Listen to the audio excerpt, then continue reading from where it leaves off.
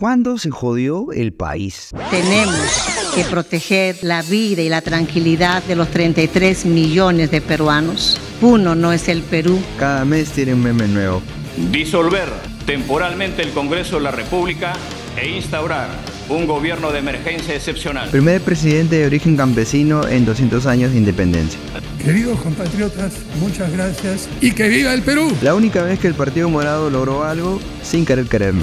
Hacer de conocimiento a todo el país que presento mi renuncia irrevocable del cargo de presidente de la República. Por unos días chambeando le dieron sueldo vitalicio, imagínate. Disolver constitucionalmente el Congreso. Con la viruela de mono en ascenso, ¿crees que se vuelva a vacunar antes? Pienso que lo mejor para el país es que yo renuncie a la presidencia de la República. No es bueno confiar en los fujimoristas, pero parece que él no lo sabía. Tras años de investigaciones, la Fiscalía le imputa los delitos de lavado de activos y crimen organizado, obstrucción a la justicia y declaración falsa en un procedimiento administrativo. No importa cuando veas este video, un Fujimori siempre estará desestabilizando el país. Con respecto a la situación del señor Fujimori, después de haber valorado también el concepto de lo que es el arrepentimiento. ¡Rechazo los cargos! ¡Totalmente!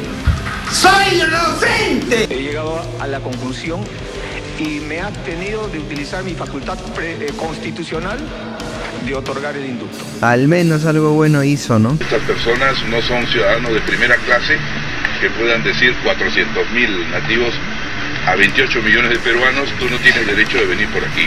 De ninguna manera, eso es un error gravísimo. El APRA nunca muere, pero siempre joder. Presidente Fujimori, he venido hasta aquí para reconocer lo que hizo por nuestro país en su primer gobierno. Se convirtió en lo que juró destruir. Nace hoy un nuevo tiempo. Se cierra una etapa y se abre otra en la historia del Perú. Un sentimiento de fe y una ilusión acaso excesiva sacude a todos los peruanos. Demasiada fe. Disolver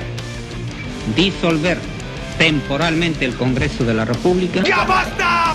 Campesino, el patrón ya no comerá más tu pobreza. Hasta muerto sigue siendo polémico.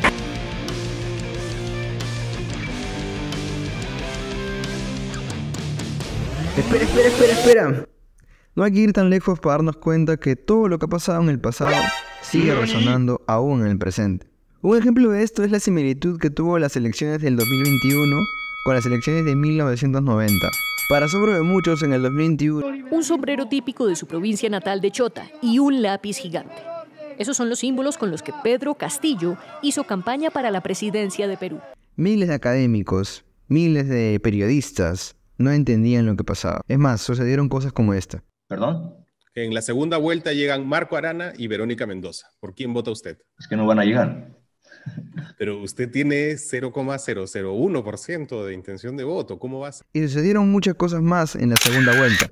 Todos estos académicos, periodistas y grandes intelectuales, al no poder explicar este fenómeno, solo les quedó recurrir al ya confiable outsider.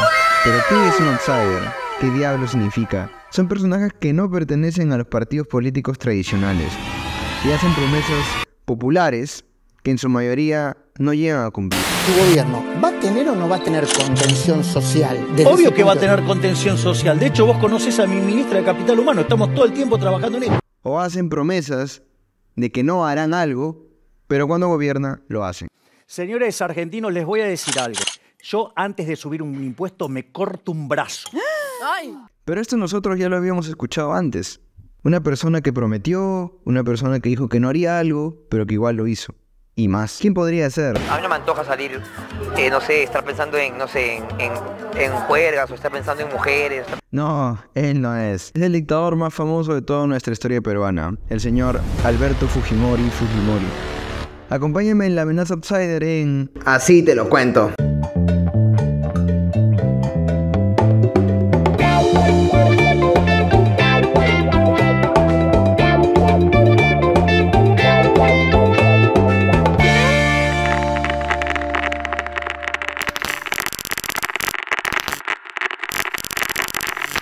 Todo outsider tiene sus inicios, solo que nunca nos damos cuenta que están ahí. En el caso de Castillo, él aparece como candidato con Perú Posible, y luego es la persona que organiza la gran marcha docente en el 2017 en el gobierno de PPK.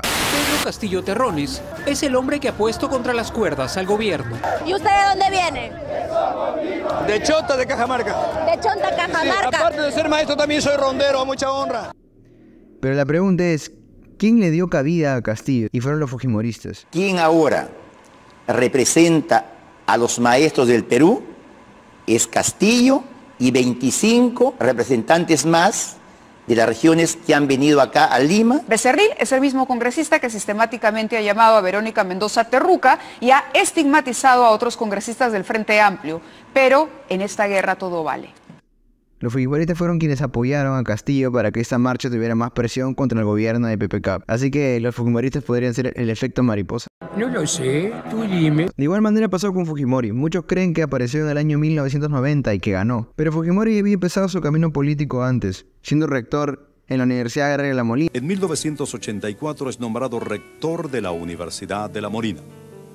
Y luego siendo presidente de la Asamblea Nacional de Rectores y al mismo tiempo siendo rector. Fujimori también tenía nexos con el gobierno, que en esa época era aprista, y por esa razón es que logró tener un programa de televisión llamado Concertado. Ese programa no era importante en sus días, tenía baja audiencia, no era seguido por el gran público, ni motivo de debates especializados. El programa Concertando era un programa sencillo, Fujimori invitaba a especialistas y trabajaban un tema.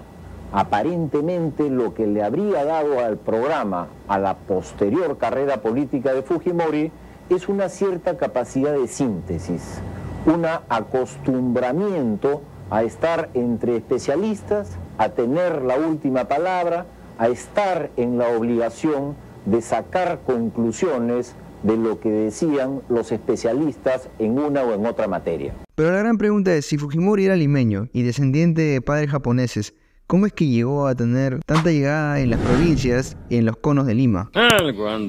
¿Cómo es que llegó hasta esos lugares? Y probablemente Fujimori, como lo estamos diciendo, no era un actor político que no hacía nada. Era un actor que se estaba moviendo. Ya tenía nexos con los evangélicos. A través del empresario Ernesto Yoshitomo, Fujimori logró contactarse con Pedro Vilches, que era un evangélico. Este le presentó al señor Carlos García García, que había sido expresidente de dos organizaciones. La evangélica Consejo Nacional Evangélico y la protestante World Vision, que seguro muchos de ustedes deben de conocerla porque todavía existe en la actualidad. El plan de Fujimori consistía en caminar con el evangélico Pedro Vilches por los departamentos del país, uno buscando profesionales, en el caso de Fujimori, y otro buscando evangélicos, en el caso de Vilches. A esto hay que sumarle que en el año de 1989 aparece un pequeño empresario cusqueño, Máximo San Román. Seguro muchos de ustedes todavía deben de recordarlo. Con esto Fujimori tendría contacto con los pequeños empresarios, personajes que se habían forjado desde abajo, similar a lo que él quería hacernos creer también. Ya con esta fuerza, Fujimori, el 5 de octubre de 1989, comenzaría la inscripción de uno de los partidos políticos que más daño le ha hecho al país. Estamos hablando de Fuerza Popular. Ah, no, es Siempre Unidos. Creo que es Perú Patria Segura. Fuerza 2011. ¿Se cumple? ¿O vamos vecino? Creo que es Cambio 90. Con ese nombre, Fujimori formaría el partido político que comenzaría y desataría una de las grandes dictaduras de toda Latinoamérica. ¿No tienen el presentimiento de que algo muy malo va a pasar? En la plancha presidencial, Fujimori fue a la cabeza, seguido de dos vicepresidentes, Máximo San Román y Carlos García García. Dentro del grupo de senadores que postulaba, también había muchas figuras que en el futuro serían parte del nuevo Fujimorismo. Ejemplo de ello es Luz Salgado. Fujimori entonces empezó a pasearse por los mercados, por las plazas, repartiendo volantes, y a partir de febrero de 1990 empezó a intensificar su candidatura. Apareció el Fujimóvil y también su gran eslogan que lo catapultó a la fama. Mi propuesta es honradez, tecnología y trabajo. Más honestos tenemos que ser, solo así se tendrá un mañana. Nosotros podemos vivir mejor. ¿Y quién era su adversario directo de Fujimori? Para nuestra sorpresa era el escritor Mario Vargas Llosa. Yo por Fujimori no voy a votar nunca. Creo que sería deshonroso que los peruanos reivindicaran una de las dictaduras más atroces que hemos tenido. Y digo sorpresa porque en el año 2021 Mario Vargas Llosa apoyó a la hija de Alberto Fujimori. Keiko, ¿cómo estás? ¿Qué tal? Buenas tardes. Buenas tardes aquí en España. Buenos días allá. Doctor Vargas Llosa, qué gusto, qué Qué honor poder conversar. Te veo con mucha luz en el fondo, la luz arequipeña. Ahora, Mario Vargas Llosa se había hecho conocido porque se había opuesto a las políticas que había ejecutado Alan García. Así, en el año 1987, Mario Vargas Llosa estaba en contra de la estatización de la banca, medida que Alan García quería que se apruebe. Esto llevó a Vargas Llosa a crear su partido político llamado Libertad. No esta libertad. ¡Zurdos, hijos de puta, tiemblen! ¡La libertad avanza! ¡Viva la libertad, carajo! El 21 de agosto, Mario Vargas Llosa tendría una epifanía que le haría creer que podía ganar la candidatura como presidente del Perú. Estamos hablando del mitin que se llevó en la Plaza San Martín el 21 de agosto de 1987, donde el Nobel creyó que toda esa gente estaba escuchando su discurso sobre el neoliberalismo. Le respondo, ojalá hubiera tantos banqueros en el Perú, porque entonces nuestro país sería un país próspero, con trabajo y con riqueza, y no el país pobre y atrasado que es.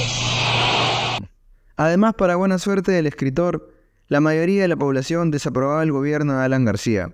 Un gobierno que llevó a que el Perú tuviera una inflación gigante, largas colas, inseguridad y la violencia sanguinaria de Sendero Luminoso. Por lo tanto, el candidato oficialista del APRA, Luis Alva Castro, no tenía muchas posibilidades de ganar. A este hay que sumarle como Yapa, que ya tradicionalmente en la izquierda hizo lo que siempre hace: se dividió antes de competir. En este caso, la izquierda decidió dividirse en la Izquierda Unida y en Acuerdo Socialista. Entonces, ¿cómo podría perder Vargas Llosa? Vamos a analizarlo en 5 puntos. El primero, su discurso político era extremadamente teórico. Nadie entendía lo que decía. Nosotros hemos dicho, por el contrario, clarísimamente, que la privatización se va a hacer mediante una oferta pública, a través de la bolsa de valores, o a través de un concurso nacional, como una licitación, abierto a todos los postores. No van a haber acuerdos privados, en ningún caso. 2. Recibió el apoyo de 2 partidos políticos de derecha, Acción Popular y el Partido Popular Cristiano, los cuales no sabían absolutamente nada de la gente. 3. Vargas Llosa también declaró que privatizaría las empresas públicas, que se acabaría la gratuidad de la enseñanza y que una reforma laboral llevaría a despidos masivos, en plena época de crisis económica. ¿Qué? 4. Su equipo técnico hacía tonterías como esta. Agarra para la chela, pecuñado. Desde una moral incorruptible. Ante los problemas, ellos saben dar la cara. Y siempre se preocupan por los de abajo. Es hora de un gran cambio. 5. Tenía el partido oficialista, el gobierno de Alan García, en contra, que le sacaba también estos spots. Perú, 1990. Un aterrador experimento se prepara. Como si los peruanos fuésemos conejillos de indias. Primero, los atontamos con una avalancha de comerciales. Luego, aplicaremos el shock. 6. Y como dijo Rostorovsky, Mario Vargas Llosa no entendía qué diablos era el Perú. Ríos Profundos, es lindo, Yaguar Fiesta. Son libros de Arguedas que siempre tengo a la mano. Porque me gustan volver a leer, porque entiende el mundo andino. Nuestro gran escritor Vargas Llosa no lo entiende. No lo entiende, ¿eh? No, él no entiende, por eso no pudo ganar alguna elección, porque no le entiende. ¿Y qué es lo que entendió Arguedas del mundo andino? Que no haya entendido Vargas Llosa, por ejemplo. Su profundidad, su sentimiento, su corazón. No, el otro está sobre la superficie. En cambio, él ha entrado en profundidad, en el alma andina. Las encuestas a menos de un mes daban como ganador a Mario Vargas Llosa. Parecido a esto también, ¿no? Sin embargo, para sorpresa de todos, el 8 de abril, Fujimori había pasado a la segunda vuelta con el segundo lugar. Ojo, hasta ese momento Fujimori no tenía ningún plan de trabajo. Por lo tanto, había prometido que el 16 de abril del año 1990 presentaría su plan de trabajo. Sin embargo, ese día se ausentó con el ya conocido comió bacalao. Entonces, ella como esposa, tuvo que justificar algunas de las criolladas de su marido, como cuando se enfermó, entre comillas, para no presentar su plan de gobierno. Si el huevo daño ha sido causado por comer bacalao, Semana Santa. También parecido a esto. ¿Qué más tuvieron en común Fujimori y Pedro Castillo? También tuvieron el apoyo de los medios de prensa. Ya sabemos quiénes apoyaron a Castillo y quiénes no. En realidad, nadie apoyó a Castillo. Ningún medio de prensa tradicional. Keiko Fujimori, que el día de hoy se encuentra con Kiara y con Kaori. Hola chicas, ¿cómo están? Hola Keiko. Bienvenido. Para nosotros nuestro principal compromiso es defender la democracia, defender las libertades, la libertad de prensa, de expresión y defender la paz. En el caso de Fujimori, los medios de comunicación tomaron partido. El Canal del Estado, Panamericana Televisión, la Evangélica Radio del Pacífico, también los periódicos como Página Libre, La República, apoyaron a Fujimori.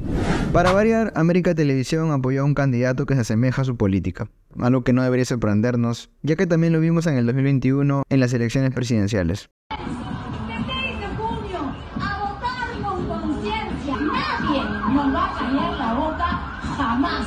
Comunismo nunca más en este país, señores.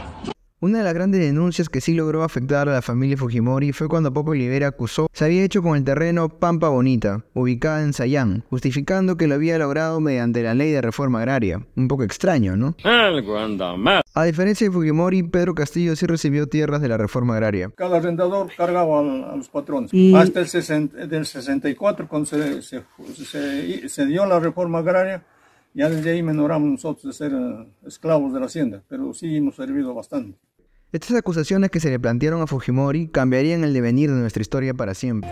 Tengo miedo, no voy a tener confianza, tengo miedo. Ya que el Servicio de Inteligencia Nacional, gobernado por Alan García, estaba intentando ayudar a Fujimori. Y cuando se dio cuenta que tenía una acusación que podía bajarse su candidatura, Alan García envió al sociólogo Francisco Loaiza, quien era cercano al sistema de inteligencia. Él logró contactarse con Fujimori y le dijo que le iba a ayudar enviándole a un abogado que pudiera ayudarle con este caso. Y este abogado era una persona muy honrada que había ayudado a narcotraficantes. Sí, estamos hablando de quién, del señor Vladimiro Montesinos. Pero de él hablaremos más adelante en otro capítulo. Finalmente, Vargas Llosa y Fujimori quedan para la segunda vuelta. Vargas Llosa obviamente había querido abandonar, creyendo que no iba a ganar.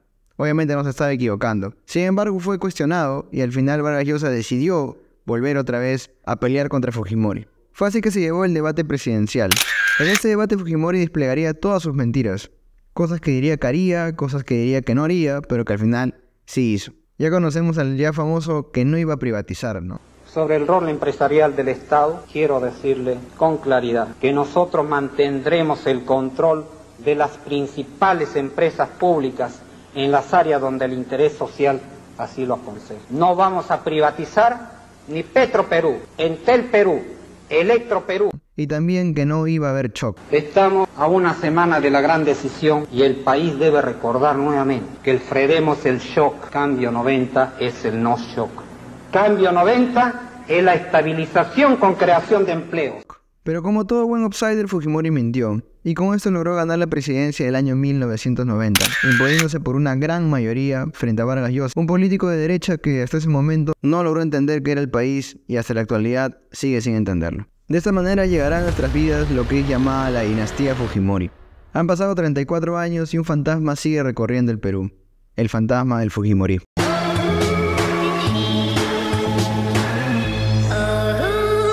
fujimorismo va a estar presente. Lo que se va a hacer es... Espero les haya gustado este capítulo. Síganos en nuestras redes sociales y cuéntanos. ¿Qué te acuerdas de estos años? Y si eras más pulpín como yo, ¿qué te contaron tus viejitos sobre estas épocas? Síganos para conocer un nuevo capítulo de la temporada Fujimori y el legado maldito. Alaos.